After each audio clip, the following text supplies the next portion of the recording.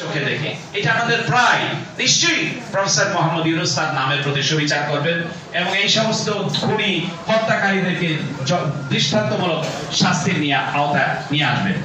যারা ক্ষমতায় আছেন আর যারা ভবিষ্যতে ক্ষমতায় যাবেন, আমি এই দৃশ্যগুলো একবার প্রতিদিন স্মরণ করার জন্য অনুরোধ করব।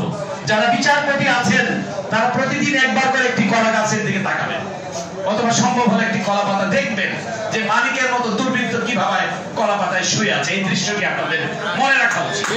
যারা ক্ষমতায় যাবেন এবং আছেন তাদের মানুষের পালসকে বোঝা উচিত যে ক্ষমতার এবং ব্যবহার করলে, খুন করলে, লুট করলে, দুর্বৃত্ত যে কর্পোরেট হাউসগুলো আছে এগুলোদেরকে কাছাকাছি রাখলে, এদেরকে দুর্বৃত্তের সুযোগ করে দিলে আজ হোক কাল হোক মানুষের কাঠগড়ায় দাঁড়াতে হবে এবং নিয়তি আপনাকে স্পর্শ করবে।